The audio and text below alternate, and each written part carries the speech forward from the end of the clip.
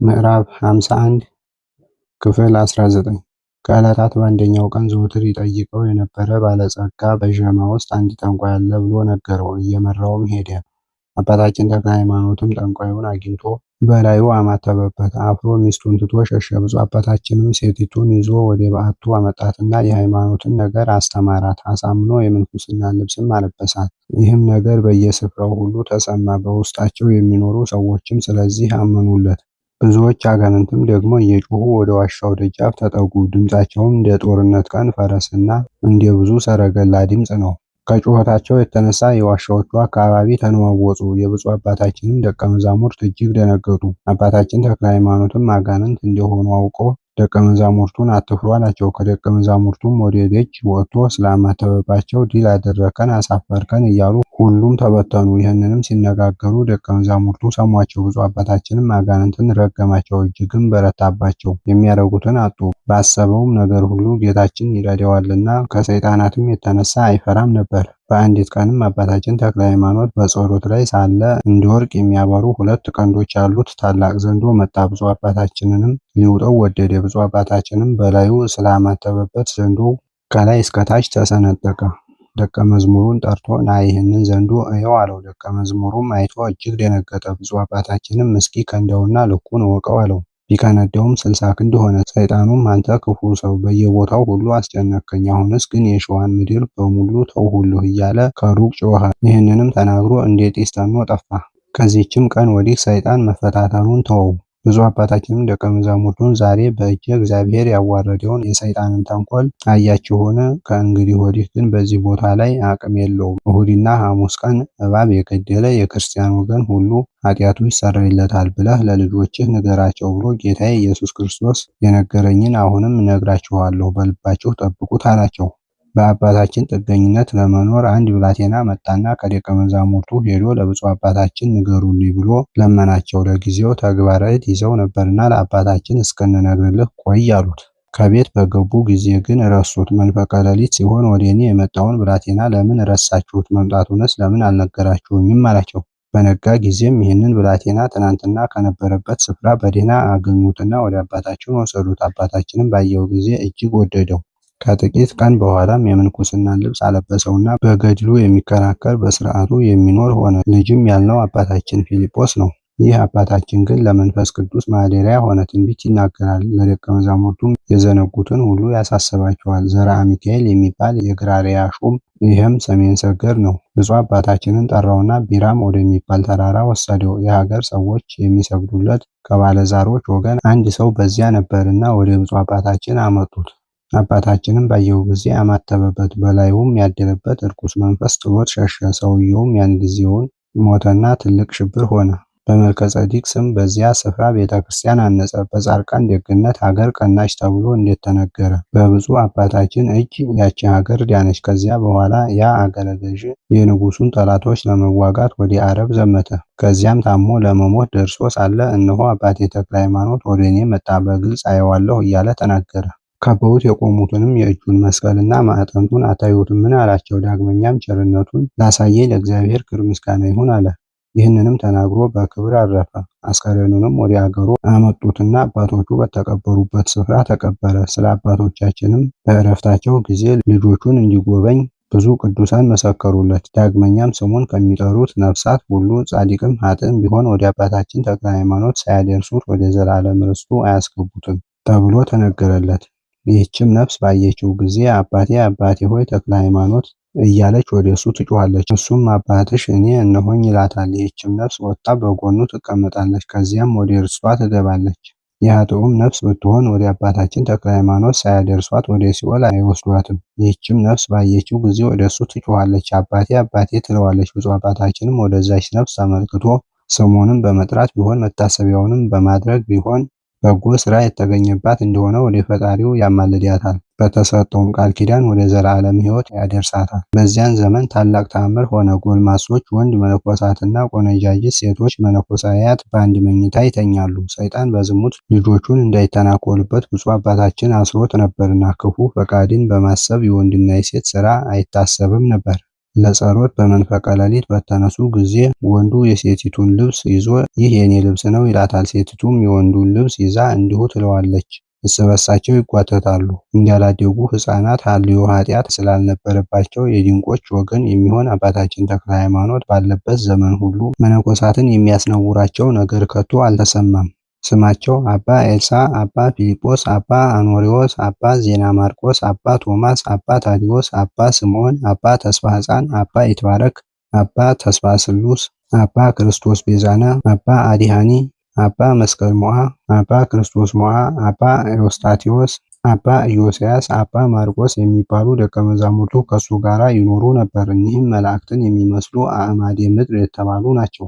ከልጆቹም ብዙዎቹ በገድል የተፈተኑ ሆኑ። ጠባቂያችን አባታችን የክርስቶስ ምሳሌ ሆኗልና። መንፈቀ ሌሊት በሆነ ጊዜም ሁሉም አብረው ወደ ቤተ ክርስቲያን ይገባሉ። ብፁዕ አባታችን መብራት ይዞ ፊታቸውን ይመለከታል። መነኩሴም መነኮሳትም ቢሆኑ የማያለቅስ ያገኘ እንደሆነ በመቋሚያ ይገጫቸዋል። እያንዳንዱንም ጎስቋላ ሆይ በዚህ ካላለቀስክ በወዲያኛው በገሃነም መጽናናት፣ መረጋጋት፣ እረፍት በሌለበት ታለቅሳለህ ይለው ነበር። በቅዳሴውም ጊዜ እንዲሁ ያደርጋል። የቡራኬውንም ጸሎት በደገመና የሙታንን ስም በጠራ ጊዜ እጅግ ይረዝማል። እስከ መጨረሻውም ድረስ አስቀድሞ ለእያንዳንዱ 150ውን መዝሙረ ዳዊት፣ 15ቱን ነቢያት፣ 5ቱን መኃልይ ያደርሳል። ለአሕዛብ፣ ለሕዝብ፣ ለነገሥታት፣ ለመኳንንት፣ ለሀገርም ሁሉ ጸሎትን አብዝቶ ይጸልያል። ደቀ መዛሙርቱም ጥቂት ጥቂት የእርሻ ሥራ ጀመሩ። በውስጡ አተር ዘሩ። የዕለት ምግብ እንደሆናቸው ጎመን፣ ሽንኩርት፣ ድንች ተከሉ። ሽኮኮች፣ ጦጣ፣ ዝንጀሮ፣ ጃርት፣ ሌሎችም አትክልትን የሚያጠፉ ሁሉ አስቸገሯቸው። ደብረ አስቦ ገና ምድረ በዳ ነበረችና ለአባታችን ተክለ ሃይማኖት አዝመራችንን አጠፉብን ብለው ነገሩት። እኛ ወደ ቤታቸው መጣንባቸው እንጂ እነሱ ወደ እኛ አልመጡብንምና ተዋቸው። እንደኛ ሥጋውያን ደማውያን ናቸውና አንክፋቸው አላቸው። ደቀ መዛሙርቱም ዝም አሉ። አውሬዎቹ ግን እየበረቱባቸው ሄዱ፣ ከልካቸው አለፉ። በአንዲቱ ቀንም አባታችን ሲመለከት አንድ ግመል ዝንጀሮ መጥቶ የመበለቲቱን እጅ ይዞ በሁለተኛው እጁ የያዘችውን ነጥቆ ወሰደባት። በኃይለኛም ስለደበደባት ጮኸችና መነኮሳቱ መጥተው አስጣሏት። ብፁዕ አባታችንም ይህንን ግፍ አይቶ በዚህ ምድረ በዳ ያላችሁ አራዊት ሁላችሁም ቅዱሳን የደከሙበትን ገንዘባቸውን እንዳትዳፈሩ ከወሰኑላችሁ ከልካችሁ አልፋችኋልና እኔ በማገለግለው በእግዚአብሔር ቃል የታሰራችሁ ሁኑ አላቸው። ከዚያ ቀን ጀምሮ አዕዋፍና እንስሳትን የሚበሉ ሁሉ በአንድ አውሬ ጥፋት ሁሉም ታሰሩ። አባታችንም ባለበት ዘመን ልክ አህዮች በምድረ በዳ ያድሩ ነበር፣ የሚያስፈራቸውም አልነበረም። ሰዎች ዘር ዘርተው እስኪሰበስቡ ድረስ ከአራዊትና ከአዕዋፍ አዝመራቸውን አይጠብቁም ነበር። የሌሊትና የቀን ምግባቸውን የእግዚአብሔርን ቃል አድርጎ የወንጌልን ትምህርት በማስተማር ልጆቹን እንዲህ እየጎበኘ ኖረ። ዓለምንስ እንኳ አያስቡትም ነበር። በስራቸውም ሁሉ መላእክትን መሰሉ። አባታቸውም ራሱ ጌታ በጨለማው አገር ውስጥ እንደኔ ብርሃን ሁኑ ብሎ እንደነገረው የክርስቶስ ምሳሌ ሆነ። የደቀ መዛሙርቱንም ሐሳብ ሳይነግሩ ታውቆ የሚሆነውን ይነግራቸውና የተናገረውም ይፈጽም ነበር። ከዚህ በኋላ አባታችን ተክለ ሃይማኖት አስቦ ወዮልኝ ወዮት አለብኝ፣ እውነተኛው ዳኛ በመጣ ጊዜ በዚያች ቀን ምን እመልሳለሁ? የሰማዩ አባቴን ፈቃድ ከሚሰራ በቀር ወደ መንግሥተ ሰማያት የሚገባ የለም ያለውን ቃሉን አላሰብኩምና አለ። ወይኔ ያን ጊዜ ወዴት እሸሻለሁ? ከሕያው እግዚአብሔር ከቁጣው ፊትስ ወዴት ሄጄ እማጸናለሁ? ወዮልኝ! ስለ ሰማያዊ ሙሽራ ሰርግ በበጎ ሥራ ያልተሸለምኩ እኔ ወዮልኝ! ጨው ምግብን ሁሉ እንዲያጣፍጥ እሱን ግን የሚያጣፍጠው እንደሌለ አልጫም ከሆነ በኋላ ከአፍ አውጥተው ሰዎች እንደሚረግጡት ሆኛለሁና አለ። መብራት ቢጠፋ የሚያበራለት የለም። ጨለማ ከሚወርሰው በቀር ባለመድኃኒትስ ማን ይፈውሰዋል? ራሱ የሚድንበትን ካላወቀ። ነፍሴም በእኔ ላይ እንዲሁ ሆነች። ሌሎችን አጣፈጥኩ፣ ለራሴ ግን አልጫ ሆንኩ። ሕሙማንን ፈወስኩ፣ ለራሴ ግን ድውይ ሆንኩ። ለዓለም አበራሁ፣ ለራሴ ግን ጨለምኩ አለ። ለዓይኖችህ እንቅልፍን ለቅንድቦችህም ማንጎላጀትን አትስጣቸው ያለውን የነቢዩን ቃል ደግሞ ለነፍሱ አሳሰባት። እንደ ወፍ ከድፊት እንደ ፌቆ ከወጥመድ ከጥፋትም ሁሉ ትድን ዘንድ ያለውን ያሳስባት ነበር። ይህንንም ተናግሮ በገዳሙ ውስጥ ግራ ቀኝ እጁን ለመዘርጋት ለመቆም የሚበቃውን ያህል ቦታ ትቶ በውስጥ በኩል 8 ስለታም ጦሮች፣ ሁለቱን በፊቱ ሁለቱን በኋላው ሁለቱን በቀኙ ሁለቱን በግራ እኒህን ሰውነቱን የሚወጉትን ተከለ። ከዚህ በኋላ ሰውነቱ ደከመ፣ ለእርጅናም ደርሶ እንደ ቀድሞ ወንጌልን ዞሮ ለማስተማር ባይቻለው፣ ስለዚህ በአንድ ስፍራ መቆምን ወደደ። ከዋሻውም ገብቶ ፈጽሞ የገድል ጣዕም እንደሚያውቅና ዛሬ እንደሚጀምር ሆኖ አዲስ ገድል ጀመረ። በትር በእጆቹ ሳይመረኮዝ እንደተተከለ አምድ ቆሞ የእግዚአብሔር ሥራውን የያዕቆብ አምላክ ማደሪያውን እስካገኝ ድረስ ከመኝታዬ አልጠጋም። ለዓይኖቼ እንቅልፍ ለቅንድቦቼም ማንጎላጀትን ለፊቴም ዕረፍትን አልሰጥም አለ። ከበዓቱ ሳይወጣ ሌሊትና ቀን ቆመ፣ አልተቀመጠም። ወደ ግራና ወደ ቀኝም አልተንቀሳቀሰም። ውሃም ቅጠልም ቢሆን ከቅዳሜና ከእሁድ በቀር በዚያ ወራት ምንም አልቀመሰም። እህል ግን ከመነኮሰ ጀምሮ እስከ ዕለተ ሞቱ ድረስ አልቀመሰም። ፀሐይንም ጨረቃንም ከዋክብትን በጋና ክረምትንም ቡቃያና አበባውንም ፍሬውንም አላየም። ዓይኖች ሳሉት እንደ ዕውር፣ ጆሮች ሳሉት እንደ ደንቆሮ፣ የሚናገር የተከናወነ አንደበት እያለው እንደ ዲዳ ሆነ። ከምስጋና በቀር ምን አይናገርም። ሌሊትና ቀን እግዚአብሔርን አመሰገነ። ዓለምንም እንደ ትቢያና እንደ ጉዲፍ ቆጠረው። ከክርስቶስ ጋር እንደተሰቀለ ሆነ። ልቦናውም ዘወትር ወደ አየር የተመሰጠ ነበር። እንዲህ ባለም ገድል ብዙ ዘመን ኖረ። ቁመቱንም ካበዛ ወዲህ አንዲቱ የእግሩ አገዳ ተሰበረችና ደቀ መዛሙርቱ አንስተው በጨርቅ ጠቅልለው ከመንበሩ እግር በታች ቀበሯት። ከዚህም በአንዲቱ እግሩ 7 ዓመት ቆመ። ከነዚህም 4ቱን ዓመት ውሃ አልጠጣም። ድካም በዛበት። እንደ ነቢያት ወንጌልን በማስተማር እንደ ሐዋርያት በመገረፍ እንደ ሰማዕታት አጥንቱ ከስጋው ጋር እስኪጣበቅ ከሰውነቱም ማለቅ ብዛትና የሚያቃጥለውን ላብ እንደ ደም ጀረርታ በማፍሰስ ከስግደቱ የተነሳ የሰውነቱ መለያ እስኪቆጠር ድረስ ተባሕቶን በመያዝ እንደ መነኮሳት ሆኖ መንፈሳዊ መገዛቱን ለመጨረስ ቆርጦ ተነሳ። ጸሎቱም እንደማይደርቅ ውሃ ምንጭ ወይም እንደ እስትንፋስ ሌሊትና ቀን፣ የእንባውም ማወራረዱ ያለ ልክ ነበር። ከሁሉ ግን የሚበልጥ ሥራው የሥጋ ፈቃድን መተውና መንፈስ ቅዱስን የተሞሉ አባቶች የከለከሉትን ውዳሴ ከንቱ መናቅ ነው። እንዲህ ባለ ሥራ ሳለ ለስም አጠራሩ ስግደት የሚገባው ጌታችን ኢየሱስ ክርስቶስ ወደ እሱ መጣ። ለስም አጠራሯ ስግደት የሚገባት እመቤታችን ድንግል ማርያም አብራው ነበረች። 15ቱ ነቢያት፣ 12ቱ ሐዋርያት፣ ብዙዎቹም የሰማይ ሰራዊት፣ የመላእክት አለቆችም የብርሃን ልብስ ይዘው መጡ።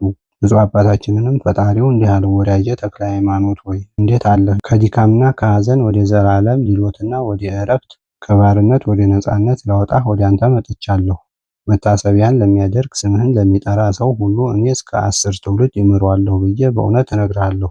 ቤትህንም ላሰራ በሰማይ የመንግስት ቤት እኔ እሰራለታለሁ። የገድልህን መጽሐፍ ለጻፈ አንተን በመታመን ላጻፈው በሰማይ በሕይወት መጽሐፍ ስሙን እኔ ጽፈዋለሁ። በስምህ እንግዲያ የተቀበለውን እንግዲያ ሆኖ ወደ እኔ በመጣ ጊዜ እኔ እቀበለዋለሁ፣ በቤቴም ጥላ አሳርፈዋለሁ። በስምህ ለተራበ ያበላ የሕይወትን እንጀራ እኔ አበለዋለሁ። በስምህ ለተጠሙት ያጠጣውን ከጎኔ ከፈሰሰው ደም ምንጭ እኔ አጠጣዋለሁ። ደስ ብሎት በዓልህን ያከበረውን ሁሉ በ1000 ዓመት ሁላ ካንተ ጋር እኔ አስቀምጠዋለሁ። በስምህ የታረዘውን ላለበሰ የሚያበራውን የብርሃን ግምጃ እኔ አለብሰዋለሁ። ለቤተ ክርስቲያንህም ነጭ ስንዴና ሜሮን ዘቢብና ዕጣን የሚያስገባውን እኔ ጸሎቱን እሰማለሁ፣ ኃጢአቱንም ይቅር እለዋለሁ። ከዚህ ሁሉ ድሃ የሆነ ሰው ቢኖር በመታሰቢያ ቀን ያዘነውን ቢያጽናና ድውዩንም ቢጠይቅ ለመታሰቢያ በሚደረግበት ሁሉ ቅጠል በመቁረጥም ቢሆን ወይም እንጨት በመፍለጥ ውሃ በመቅዳትም ቢሆን በዚህ ሁሉ ቢራዳና ቢያገለግል እኔ ለመንግሥተ ሰማያት አበቀዋለሁ። ከሩቅም ከቅርብም ቢመጣ ወደ መቃብር የሄደውን እኔ ወደ መቃብሬ ኢየሩሳሌም እንደሄደ እቆጥርለታለሁ። በመታሰቢያ ቀን ሥጋውን ደሙን የተቀበለውን ስማቸው ከተጠራው ገድላቸው ከተነገረው ልጆቼ ጋር እኔ እደምረዋለሁ። ሥጋውን ደሙን ሳይቀበል ከመታሰቢያ ማዕድ የወደቀውን ፍርፋሪ ቢበላ እኔ ኢየሱስ ቃሌ የማይታበለው በሰማያዊት ኢየሩሳሌም በባለሟልነት እንዲቀርብ ሥልጣን እሰጠዋለሁ። ስለ ሃይማኖቱም በመንግሥተ ሰማያት ካንተ ጋር አኖረዋለሁ። አንተ ከተቀበርክበት ቤተ ክርስቲያንህም በታነጸበት ቦታ የተቀበረ ሁሉ በእኔ ዘንድ ዋጋ አለው። ገሃነመ እሳትንም ከቶ አያይም። ስሙ በሕይወት መጽሐፍ ያልተጻፈውም ሁሉ በቦታ አይቀበርም። ከጉር እስከ ሽምን ወንዝ የተቀበረውንም ሁሉ ምሬልሃለሁ። ለአንተም ለዘላለም መታሰቢያ ይሆንልህ ዘንድ ቃል ኪዳን ሰጠሁህ። እነሆ መቀዳደምህን ጨረስክ፣ ሃይማኖትህን ጠበቅ። በጥቂት የታመንክ የሆንክ ቸር ባሪያ ሆይ እንደ ባህር አሸዋና እንደ ሰማይ ከዋክብት ብዛታቸው ስለማይቆጠረው ካንተም በኋላ ስለሚነሱት ስለ ብዙዎቹ ልጆችህ በ15ቱ የገነት ሀገሮች በ5ቱ መንግሥተ ሰማያት ላይ እሾምሃለሁ አለው። ዳግመኛም ጌታችን ዓይኖችህን አንሳ አለው። ዓይኖቹንም አንስቶ በገዳሚቱ ላይ ተመለከተ። ሕብሩ የማይታወቅ ደመና ጽንፍ እስከ ጽንፍ ረቦ በበታቹም ነጫጮችና ቀያዮች ወፎች አየ። ቁጥራቸውም እጅግ ብዙ ነበሩ። ብፁዕ አባታችን ተክለ ሃይማኖት ጌታችንን አቤቱ ይህ የማየው ምንድን ነው አለው። ይህ የምታየው መንፈስ ቅዱስ ነው።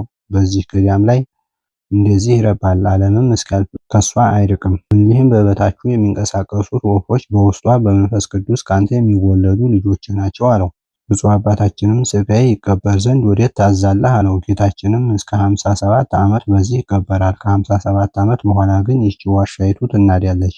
በዚች በገዳም አደባባይ በስምህ ታላቅ ቤት ልጆችህ ሰርተው አስከሬንህን አፍልሰው በውስጡ ያኖራሉ። ይህ የሕይወቴ መንፈስ ቅዱስ ስም በቁርባንና በጸሎት ጊዜ በላይዋ ይረባል። በውስጧም ደስታና ፍቅር ይሆናል። በሕንፃዋም የጽድቅ መሠረት አደርጋለሁ። የሚቃረኗትንም አደክማቸዋለሁ፣ ጠላቶቿንም አጎሳቆላቸዋለሁ። በውስጧም ሆነው ጠብ ክርክር የሚያነሱትን አጠፋቸዋለሁ። ለሚጠጉባትም በውስጡ እገለጥላቸዋለሁ። ጸሎታቸውንም እሰማለሁ፣ ከክፉም አድናቸዋለሁ። በላይዋም ረሃብ፣ የእህል መታጣት፣ የእንስሳ ሞት አላመጣም። እስከ ዘላለም ዕረፍትን እሰጣታለሁ። ድሆቿን እህልን አጠግባቸዋለሁ፣ አገልጋዮቿንም ሕይወትን አለብሳቸዋለሁ። ጻድቃኖቿም ደስ ይሰኛሉ አለው። ብፁዕ አባታችንም መጠኔ ያይደለውን ይህንን ሁሉ ክብር የሰጠኸኝ አቤቱ ላንተ ምስጋና ይገባል። ነገር ግን በቸርነትህ ብዛት ሰውንም በመውደድህ ነው እንጂ በበጎ ስራዬ አይደለም ብሎ ዳግመኛ አቤቱ ነፍሴን በምን ትለያታለህ አለው። ጌታም በሥራ ሁሉ እነሆ እኔን ተከተልክ፣ ወዳጄ ሆይ አሁንም በመንግሥተ ሰማያት መንገሥን ከኔ ጋራ እንድትተካከል በሞቴም ልትከተለኝ ይገባሃል። ጴንጤናዊው በጲላጦስ ዘመን እኔ ሰማዕት ሆኛለሁና፣ ነገር ግን ከጠላቱ እጅ አዳምን አድነው ዘንድ እጆቼን እግሮቼን በመቸንከር በመስቀል እንጨት ላይ ሞትኩ እንጂ እንደ ሰው ሁሉ የሞትኩ አይደለም። ብፁዕ አባታችንም ጌታዬ ወደ ሰማዕትነት አደባባይ ሄጄ በስምህ እንዲሞት እዘዘኝ አለው። ጌታም መጋደልህንስ ፈጸምክ፣ ከሞት በቀር ምን አልቀረህም አለው። እነሆ በክፉ ሞት በተቅማጥ በሽታ ትሞታለህ። እሷም እንደ ስቅላቴና ካንተ በፊት እንደነበሩ ሰማዕታት ደም እቆጥርልሃለሁ፣ ነገር ግን ለብቻህ አይደለም።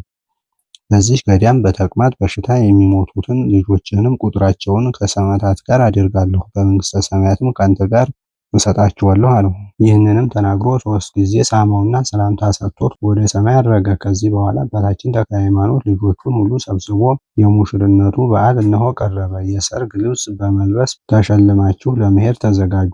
የሙሽርነቱም የሰርግ ልብስ እንደለበሰ እንዳንድ ሰው ከእግዚአብሔርም ክብር እንደራቀው አትሁኑ። በበጎ ሥራ ያልተሸለመ ሰው ወደ ሰማያዊው ሙሽራ ሰርግ አይገባምና። ጌታዬ ኢየሱስ ክርስቶስ በዚች ሌሊት በተቅማጥ አሜባ በሽታ ትሞታለህ ብሎ ነገረኝ። ከእናንተም ከኔ ጋራ የምትሄዱ አላቸውና ለየራሳቸው ስማቸውን ጠርቶ ነገራቸው። ቀኑንም አስረዳቸው። ጌታም የሰጠውን ቃል ኪዳን ሁሉ ነገራቸው። ደቀ መዛሙርቱም ሰምተው ደስ ብሏቸው አደነቁ። ከእነሱም ስለመለየታቸው ያዘኑ አሉ። በዚችም ቀን የተቅማጥ አሜባ በሽታ ገባቸው። ስማቸውንም የጠራቸው መነኮሳት በሕመሙ ተያዙ። ብፁዕ አባታችንም በግልጽ ሲመለከት ከደዌው ሰራዊት አንዲቷ መጥታ ነደፈችው። የጌታዬ ፈቃድ ሆነ እንጂ እኔን ለመግደል አንቺ የደፈርሽኝ አይደለሽም። ስላላስፈቀድሽኝ ግን አንቺንም ፈጣሪዬ ያጥፋሽ አላት። የደዌውም ሰራዊት እጅግ ፈሩ። አባታችን በፈቃዳችን ወደ አንተ የመጣን አይደለንም፣ አምላክህ ላከን እንጂ። ነገር ግን ጊዜያችን ሳይደርስ እንዳታጠፋን እንለምናለን አሉት። ብፁዕ አባታችንም በእኔ የተናገረውን እፈጽም ዘንድ ጌታዬ እንደላካችሁ አውቃለሁ። ነገር ግን እናንተም ከእናንተ በኋላ የሚነሱትን ኋለኞቻችሁን አውግዣችኋለሁ። ልጆችን ልትገድሉ ወደዚህ ገዳም ጌታዬ በላካችሁ ጊዜ ጻድቁን እንጂ ኃጥኡን አትግደሉ፣ እንጨቱንም ያለ ፍሬ አትቁረጡ፣ ብልሁን እንጂ ደንቆሮውን አትንኩ። ይኸውም የግዝት ሥርዓት እስከ ዘላለም ሕግ ይሆናችሁ አላቸው። ሁሉም እሺ እንዳልከን ይሁንብን አሉት። በዚህ ደዌ በተያዘ ጊዜ ልጆቹ ሁሉ ሴቶቹም ወንዶቹም ተሰብስበው ብዙ አለቀሱለት። ልጆቼ አታልቅሱ፣ ነገር ግን የሽማግሌውን አባታችሁን ቃል ስሙ። መጀመሪያ እምነታችሁ በእግዚአብሔር ላይ ይሁን። በዚህ ዓለም ሰንሰለት እንደተያዙ እንደ ዓለም ሰዎች ስለ ልብስና ስለ ምግብ ሐሳብ አታብዙ። በየጊዜውም ሁሉ መጸለይን አታቋርጡ። ለቤተ ክርስቲያንም ሌሊትና ቀን አገልግሉ። እግዚአብሔርም በሚወደው ገንዘብ ንጽሐ ሥጋና ጾምን ውደዱ። ውዳሴ ከንቱንም የሚቀረውንም የዚህን ዓለም ክብር አትውደዱት። እናንተስ የቀደሙትን አባቶች በመከራና በድካም ብዛት ከዓለም የወጡትን በመጋደላቸውም ክፉን ሐሳብ ድል የነሱትን ምሰሏቸው።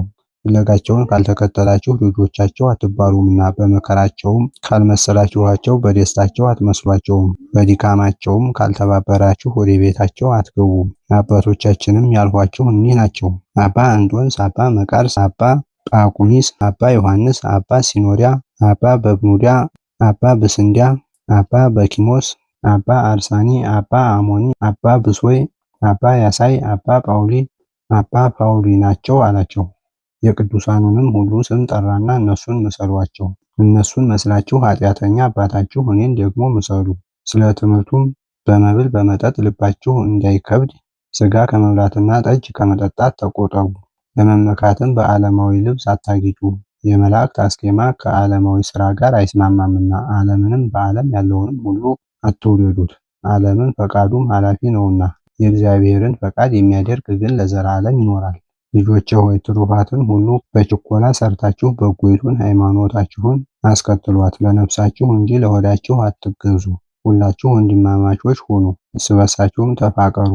ከመንፈስ ቅዱስ የሚገኝ ፍቅር ኃጢአትን ያጠፋልና የነፍስና የሥጋን ርኩሰት ያነጻልና። ይህንንም ብትጠብቁ በእውነት ልጆቼ ናችሁ፣ የሕይወትን ፍሬ የምታፈሩ ትሆናላችሁ፣ ወደ እግዚአብሔርም ፊት በክብር ትደርሳላችሁ።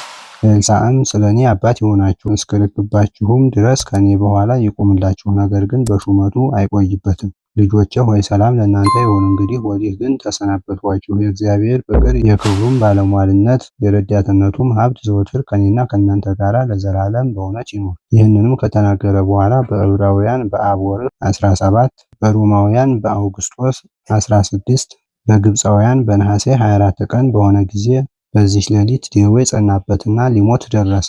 ከበውትም ያሉ ልጆቹ አለቀሱ። ዋሻውንም ብርሃን ከበበው። በዚያችም ስፍራ ነፍስ ከሥጋ ደስ የሚያሰኝ ልብ የሚመስጥ በጎ ሽታ መላ፣ ድንጋጼ እስኪይዛቸው ድረስ። አንዲቱም መበለት በችኮላ አባታችን ሆይ የበደልንህን ይቅር በለን አለች። አባታችንም በእውቀት ባለ እውቀት የሰራችሁትን ዕዳ በደላችሁን እግዚአብሔር ይቅር ይበላችሁ። ዳግመኛም አባታችን በቃልህ የታሰሩ እንዳሉ ፍታቸው አለችው። ብፁዕ አባታችንም ከሰው እስከ እንስሳ ድረስ የታሰሩ የዱር አራዊትም የተፈቱ ይሁኑ። የዱር አራዊትና አዕዋፍ አፋቸው በታሰረ በ18 ዓመታቸው ተፈታ። ይህችም መነኩሲት ልትራቀቅ ወዳ ለእኛም ለእነሱም ብዙ ድካምን አመጣች። ይህንንም ካለች በኋላ ሁሉም ከፍርሃታቸው ብዛት የተነሳ ወጡ።